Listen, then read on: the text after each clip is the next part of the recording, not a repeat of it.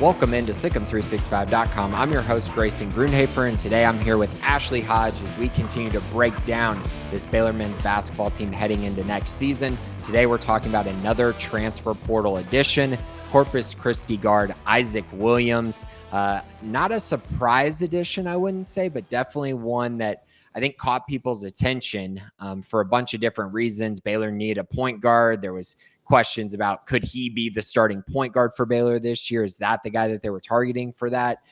It's just a position that I think has been up in the air really all off season and that people have wanted to talk about. But Isaac's a guy with multiple years of eligibility, played quite a bit at Corpus as a true freshman, played in 19 games this year, and is a guy who I do feel like has a lot of growth left in him. While there are some serious flaws in his game at the moment, he still has a lot of development, I think, ahead of him and showed some positive things during his freshman year at Corpus Christi. Yeah, I mean, first of all, comes from a winning team.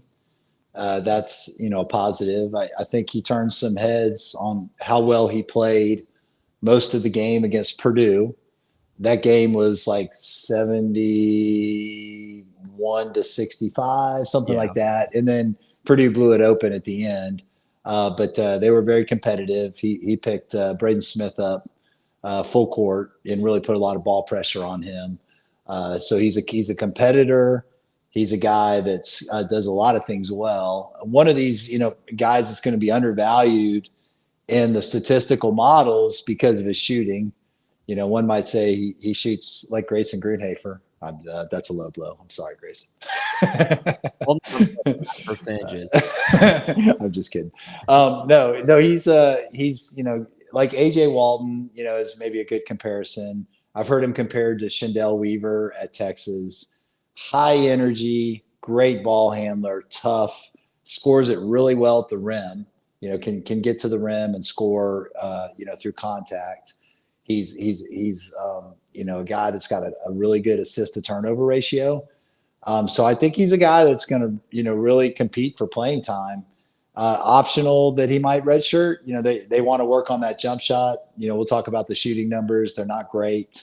But we've seen guys that weren't great shooters come to Baylor and make dramatic improvements. Davion Mitchell's a great example of that.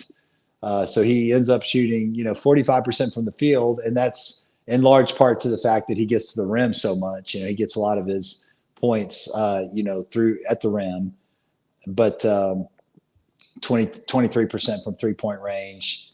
And then the free throw percentage, or he's 49% from the field, from 2-point shots, I guess I should say.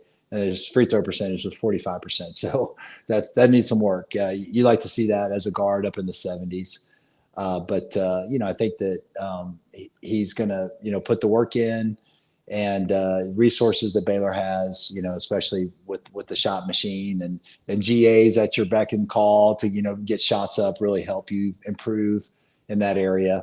I'm excited about him. I think he's got that dog in him that you're looking for. He's 6'2". He's got a 6'5" wingspan. He's a young player and a guy that I've heard really good things from people that know him in the Dallas-Fort Worth area. Talked to a trainer of his, talked to someone in that AAU program, and they're like, he's going to play. He's a competitor. You will not keep him off the court. So we'll see. But that speaks highly of the type of person they think he is. Real quick, Sawyer Robertson has something to remind you about. Want the latest information about your favorite team? Try out SicEm365 premium content the next 3 months for just $5 by clicking the link below. I think there's a chance that he could run a pretty good offense and he can play outstanding defense. I think that's pretty clear that he is able to bring that. He gets to the rim really well, which, Baylor needs paint touches. Paint touches are so important in college basketball, and he definitely brings that to the table. He gets to the rim a lot, 53% finishing at the rim, which is pretty good. It's not great, but it's pretty good. The problem is that because of his play style and the way he gets to the rim, you have to shoot free throws better. Right. I mean, he shot nearly 5 a game, but he's shooting 44.6% from the free throw line. So it's almost like you're kind of losing out when he is driving to the rim and gets fouled, because that number is that's a very low number for a college basketball player, especially a guard. to see it that low. Decent volume. Yeah. Not like it's a low statistical sample. No. And by the way, I was kidding about your jump shot. You're an effective jump shooter. Effective. I don't know about the form, but it is efficient. It is efficient. Fair enough. But yeah, I think the other part about him is the assist rate. 23% assist rate. I think there's something to being able to get in the lane and bring in a defense.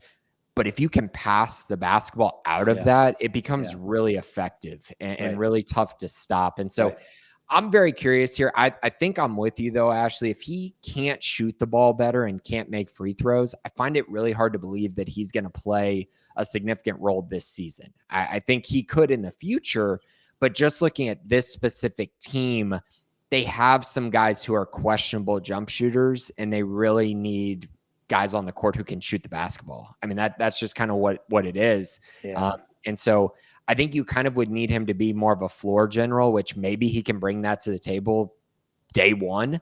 But if not, then I think he's a great developmental piece and a guy that you can really develop, and really he can grow in his game. And also, I don't think his jump shot looks bad. Like, I think his jump shot shows the form is solid. Right. So it's just about getting stronger and more reps, to be honest. He just needs more reps, and the free throw shooting, I sometimes that becomes a mental game. So hopefully that's not something he's dealing with. Yeah, no, I was curious. I was going to look up AJ Walton's shooting numbers because, I remember AJ. His got worse. Well, I know. That's the crazy thing. Like his freshman year, his shooting numbers were really good. Yeah, 46% from three as a freshman. That's crazy. But then by the end of his career, like 2012, he shot 19% from three. And then 2013, he shot 27%. And he's made a good career playing overseas. So he just obviously lost his confidence in his 3-point shot as time went on. Free throw percentages were never great. Like he was 59% as a freshman. Ends up, had 1 year he's 75%, 66% as a senior. But I think that that's a decent comp for Baylor fans to hang their hat on.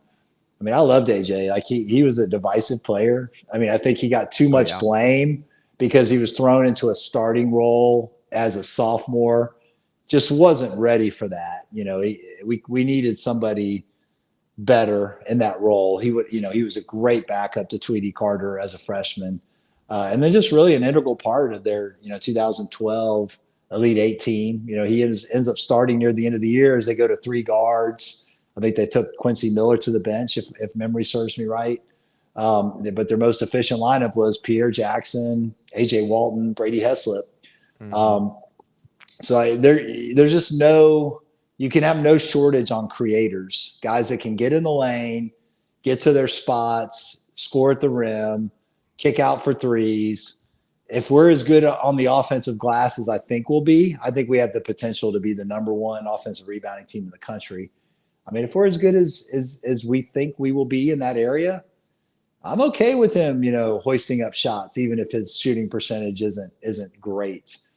Because, if you can get the defense off balance and create opportunities off the offensive glass, that can lead to some really good offense. So we'll see how it shakes out, but I'm pretty excited about this prospect. I think it's a tremendous find in the transfer portal. He really, fit once again, I really loved the culture at Baylor. And, once he got that Baylor offer, he jumped at it. He wasn't, looking to increase his NIL somewhere else. He's like, this is where I want to be. This is where I know I'll develop. I trust their plan that they have for me. And just a lot of positive vibes when I interviewed him. Right. I think that he's a guy who I think in the future is going to be pretty impactful. I think there's a chance there for that at least. And so if he can really be one of those lead guards that just develops really well over the next year, I think that could be really important. Just quickly, just going through a couple of these numbers. We mentioned the 44.6 from free throw, but off the catch 3-pointers, 26%, which is in the third percentile of all college guards. Off the dribble, 34%, which is in the 12th percentile. So very low, very, very low, like extremes. And so he's going to have to improve in those areas. But I would say that I don't think Baylor brings him in if they don't feel like what's going on with him shooting wise isn't correctable. Oh, like, yeah. I really think that there's a belief there. And I think you mentioned it. The work ethic part is probably going to be a big part of this formula. How hard he works is probably another reason that Baylor is willing to kind of take a bet, right? Take a gamble that it's going to all turn around and all be really good. My bet is still, I think my expectation is he's going to redshirt this year. I think that's where I'm at the moment. But I could, if they're having trouble leading this offense, if they're having trouble figuring out the point guard position, then maybe there's a chance he sneaks in. But I think he's probably going to redshirt this year. I'll say he doesn't redshirt. I'll say he plays. Cool. I'm not expecting him to be in the top 8, but I'm not going to discount him either. He's the X factor to me. I think he's such a competitor, has such a winning mindset that I wouldn't be shocked if by the end of the year he's in the top 8. I think he's gonna bring it every day from an effort and really push our guys to get better. I'm pretty pumped about him. Shendell Weaver drove me crazy when he was at Texas. I hated playing against him. I mean, he's just a spaz, but man, every team needs a guy like that. That's a guy that really, when other fans really hate everything you stand for, that's a good sign that you're doing some things well. So if he's Shendell Weaver, then I'm all for it.